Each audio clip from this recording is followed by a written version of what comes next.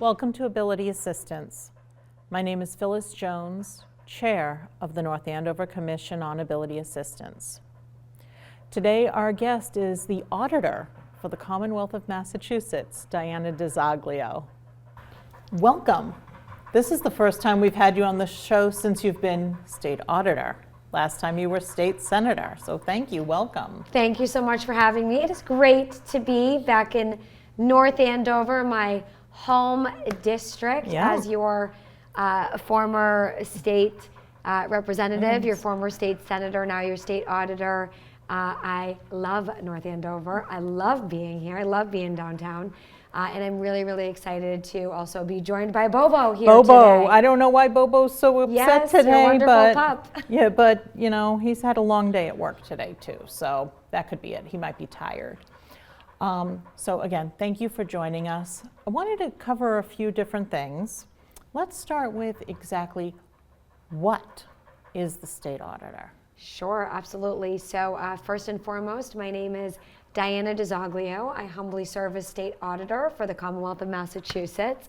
And it is my job to help make government work better. I am the state's Chief Accountability Officer, and our office analyzes processes, procedures, and we look at programmatic efficiencies or inefficiencies, and we report on those issues to the general public, to the legislature, to the administration, and we make recommendations for ways to improve upon systems, again, for the mission statement of helping making government work better. A lot of folks think when they meet me that I am an auditor for the IRS or for DOR. Absolutely not. Please don't run away from me if you see me out in town. I do not audit any of you. I audit government for you. And I know a lot of folks have been hearing a lot about audits lately. I wanted to discuss that a little bit. Because we know what's going on in the federal government, and we don't want to touch too much of that hot potato, but you're elected by the residents of the Commonwealth. You are an independent constitutional officer. Yes. What does that mean? Yes, so essentially my boss is everybody at home who's watching, all of the voters of Massachusetts. Here in Massachusetts, our forefathers had the foresight to ensure that the Office of State Auditor was actually lifted to be a constitutional office here in the state of Massachusetts, meaning that our office doesn't answer to the governor or the administration. We are not appointed in our office. Your constitutional officer, the state auditor of Massachusetts, is elected by the people so that we conduct audits on behalf of the people. We are not appointed like what you see in DC or in other states even. We have an elected constitutional officer here in the Office of State Auditor, and that ensures that there is independence in terms of what we look at, because we are not controlled by the people that we seek to audit. We answer directly to the people of Massachusetts under that Constitution, which says that we are at all times accountable to the people as elected officials. So there's that. There's also some differences between what happens here in Massachusetts and what we see in some other states or what we see at the federal level going on right now. I have a lot of people bring up DOGE, for example, and they'll say, well, how do you differ from DOGE? Well, we existed a lot longer than some of these new things that we're seeing at the federal level. And our office is different in that we don't have any ability to dictate the budget, to make cuts, or to add to the budget even. Even when I ask for my own budget for our office, in the Office of State Auditor, I need to go through a process, and I have to go as an elected constitutional officer with our budget priorities to the legislature, ask the legislature for support for different issues that we need assistance with in our office, ask for the appropriate budget for different audit units, and then also meet with the governor and the governor's administration and ask for our different budget priorities and essentially hope for the best that we get the correct budget that we need. But we don't have authority over those budgetary decisions. over, whether it's cuts or adding to the budget. We are essentially public service journalists. We produce reports and we can advocate. It's our role to shine a light in the dark areas of state government and to help to increase transparency, accountability, and accessibility to make sure that folks at home have access to knowledge about what's happening in state government so that you can make your own informed decisions about what you think about that. And then you can be your own best advocate by being informed about what's happening, to take a position on what you think about those issues that we've identified. And we partner with folks in the media as well to get the message out there about what we find in different state entities. And we work together with people in the community to make sure that we're, again, helping to improve government services so that taxpayers, so that all residents are better served. Let me ask you, we're just going to call it Agency 123 to not shine a light on any particular agency here in the Commonwealth, okay? Sure. So you do an audit on Agency 123. What's the first thing as to why you would pick Agency 123? Great question. So first and foremost, we actually are required to audit over 200 state entities every few years. And when we go into these different entities, there is a process for identifying what entities have higher risks, so to speak, than others. For example, we may audit commissions and boards. We may look at whether or not folks file things like annual reports or reports in general in a timely fashion. Certainly, that's important. Documentation is important in government entities. But in entities, for example, like the MBTA, we know that the MBTA is a high-risk agency here in the Commonwealth of Massachusetts, the Massachusetts Bay Transportation Authority.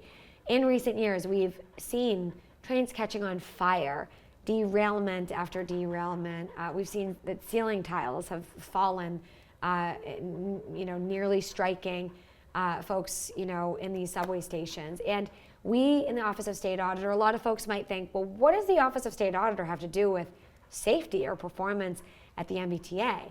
And while we can't implement policy changes, and while we can't implement funding or allocate funding, we can audit the performance of the MBTA with respect to, for example, its contracts regarding safety and performance. So last year, we looked at a contract that actually was entered into by the MBTA regarding safety and performance, and we looked at whether or not they appropriately trained their employees on, you guessed it, safety. And we found that actually the private entity, a Kentucky-based company that the MBTA had privatized services with during a loophole period where they were able to get around the normal process for privatization of services. There was a loophole period. They entered into this contract with this private company out of Kentucky, and we found that in that contract they actually weren't training their employees according to the contract's specifications. We also found that when it came to conducting station checks, that those employees actually weren't, according to the contract and according to the specifications, making those rounds the way that they were supposed to and in a timely fashion in accordance with what was agreed upon between the MBTA so this wasn't and an the company. MBTA issue, this was a third-party contract issue. However, the MBTA was responsible for overseeing that entity and making sure that this private company was actually performing its duties. You can't expect employees to do jobs that they weren't trained to do, right? So what was the end result of this? Definitely MBTA management at the time was responsible for the lack of oversight with this private vendor who obviously was failing to train their employees appropriately. And we made a series of recommendations on making sure that the MBTA actually managed that contract more efficiently, more effectively, so that taxpayers and riders and employees are better served in these contract negotiations.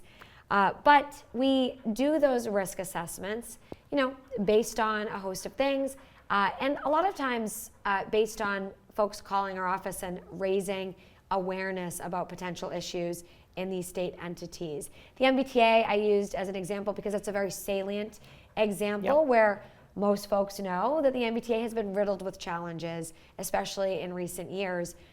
So, you know, when we came into office a couple of years ago, that was something that we knew we wanted to take a look at. But now that I've been in for now 2 years, I can't believe it's been halfway through your 2 first years, term. which is kind of crazy to think about, but I'm very grateful for that. I am letting people know, hey, you know, we've looked at a lot of the things we committed to looking at, and please contact us if you have ideas or you have, you know, issues that you think that we should be examining in different state entities, because we can't do what we do without partnering with folks in the communities. Now, let me ask you, you spoke at a recent function that we were both attending, and you had mentioned an audit you had performed that you actually found some discrepancies, concerns regarding special needs children. Could you explain a little bit more about what that was and how you arrived at that and how your recommendations might be helpful? Yeah, we looked particularly at the Department of Children and Families, known as DCF for short, and looked at DCF and found that children dealing with significant mental health issues, challenges such as schizophrenia, depression, bipolar issues, and beyond, anxiety disorders, attention deficit issues, right? We looked at how those children were being served or not being served through the Department of Children and Families. And we found that a lot of these children were not receiving the advocacy that they deserved when it came to their right to access a court for advocacy over their services that they were being provided. A lot of kids need court-appointed advocates, need a judge to step in because their family or their caretakers are not available for whatever reasons, and they are placed in DCF custody. So the courts are there to be able to step in to help these kids, to help to be their advocate and make sure that they're getting treated appropriately. And what did you find in this audit? We found that that wasn't always happening, that they were not getting access to those courts in a timely fashion in the way that they needed to. But we also found, Phyllis, that a lot of these kids were being prescribed psychotropic medications. What's that?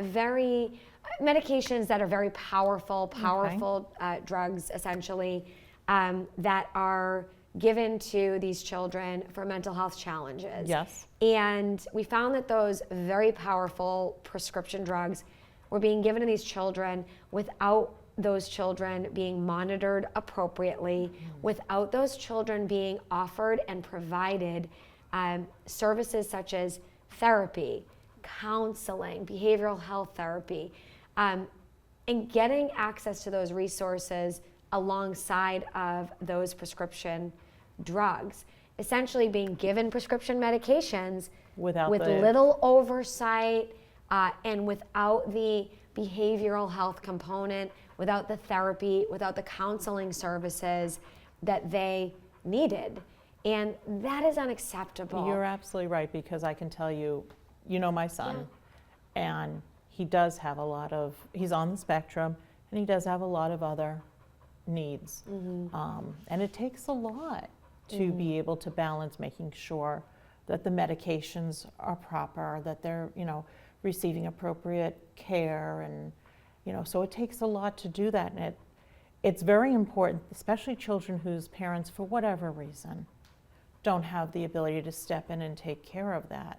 So thank you for doing that on behalf of special needs children. Absolutely. We also found, Phyllis, that children's medical passports, it's called a medical passport. Okay. And essentially it has the updated medical needs of the child in DCF care that travels or is supposed to be traveling with the child, because the child could be being moved around quite a bit due to the circumstances that the child is facing with their home life and other issues. But we found that those medical passports were not actually being updated correctly and in accordance with the way they were supposed to be being updated. So when a child had a potential emergency visit with a doctor or what have you, if those medical passports are not updated appropriately, that could be devastating. That child could be being prescribed something they shouldn't be being provided with, or being provided with medical treatment that is inappropriate for that particular child. So really serious stuff that we're looking at in some of these audits. And again, a lot of folks think we just deal with the financial aspect. We actually don't do in our office financial, so you're not forensic financial audits. You're not counting paper clips, in other words, as they used to say back in the 80s. I think it's funny because, folks expect that we're going to come in with the green eye shades and the pencils and the calculators.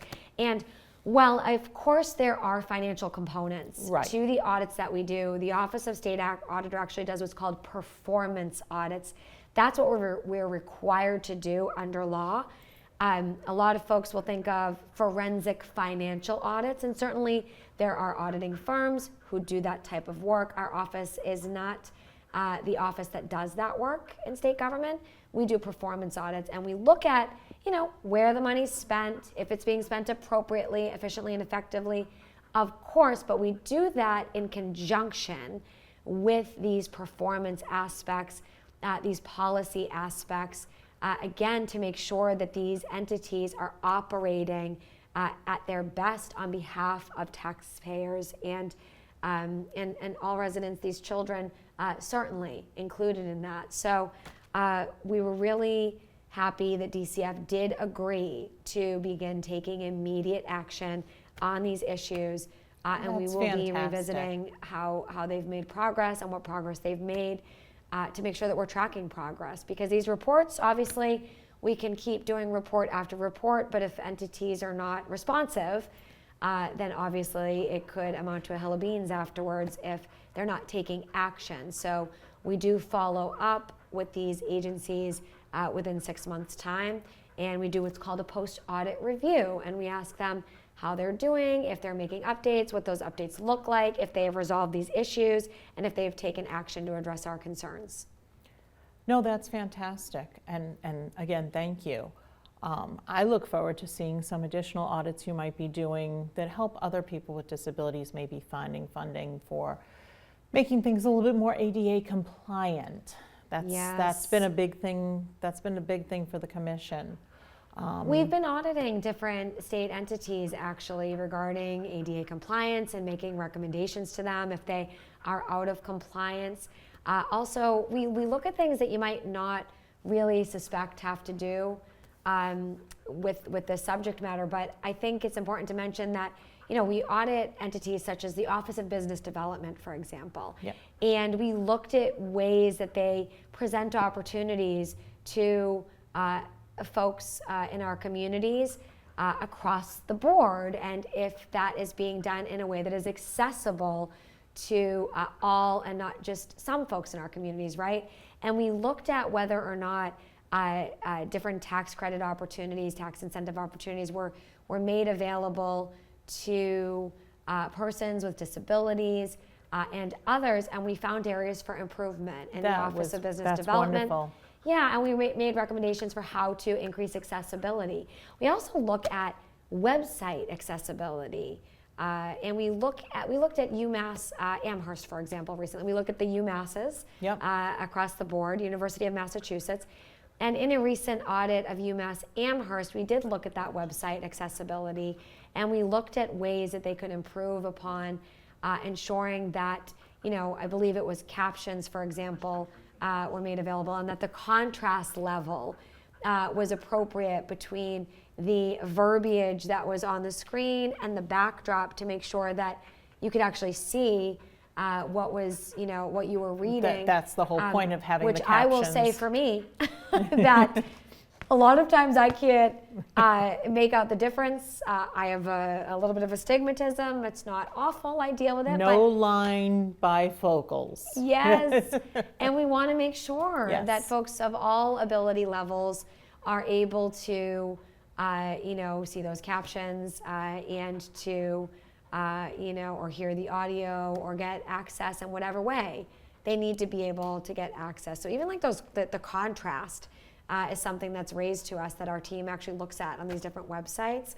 And, folks a lot of times don't really, it's not that they're doing it purposefully. It just might be a genuine.